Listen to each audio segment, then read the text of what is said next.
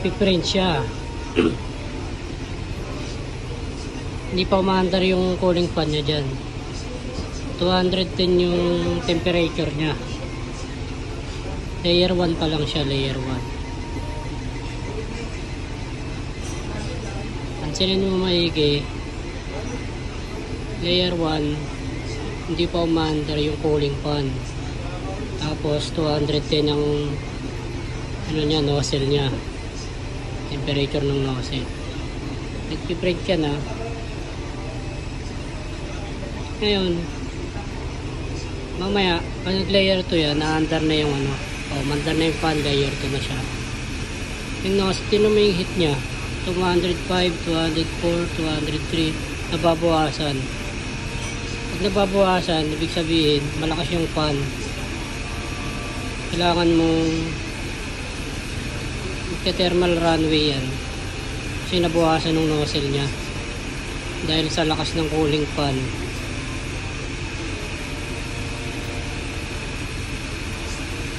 Thermal runway yan kasi 197 na yung heat ng nozzle nya.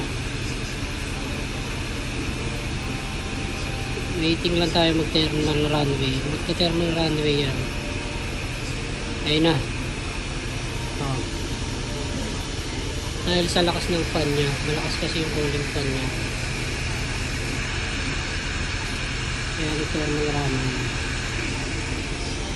Okay. Yan. Kapag thermal runway ang problema, ang gagawin mo lang dyan, wala kasing goma siya, kaya nilalamigan kapag nag-cooling, umandar na yung cooling fan. Kaya kailangan natin lagyan siya ng goma. Lagyan lang natin siya ng goma para maiwasan natin ang thermal runway, para hindi agad lamigin yung nozzle nya. Nilalamig kasi yung nozzle kapag nag layer 2 tas umandar yung cooling fan. Malakas kasi yung cooling fan, kaya nagte-thermal runway. Kaya kailangan natin ng jacket. Lalagyan natin ng jacket na goma para hindi agad lalamigin yung nozzle. Yun, mag-print tayo.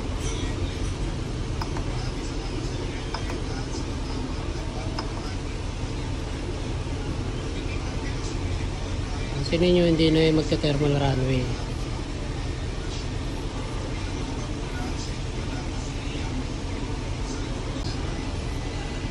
Ngayon, nag-print ulit tayo ng benchy boat. Pansinin mo, 210 yung ano niya, yung heat niya ng nozzle.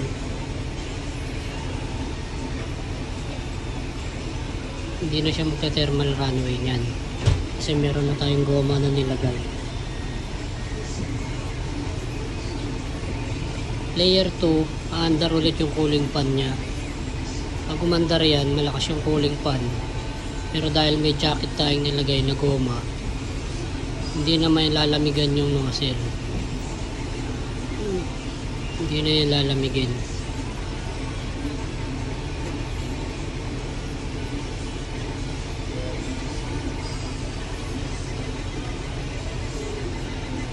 Tayo natin mag layer 2.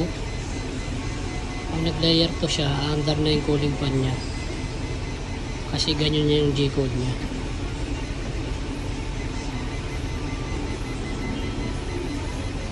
Ganyan ko siya G-code. Layer 2 siya gagalaw yung cooling fan.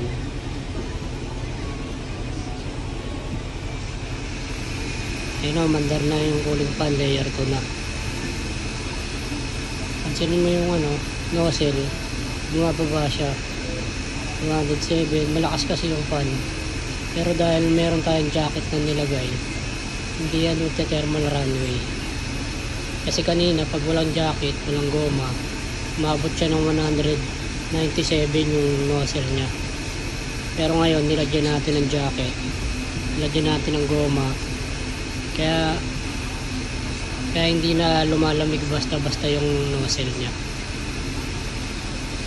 Hindi na siya magte-thermal runway niya kasi yung heat nya, nozzle nya 210 na, hindi na lumalamig.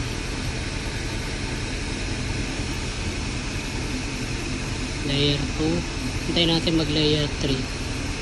Layer 3 na siya, hindi siya nilamig. So yun lang guys, thank you, ingat.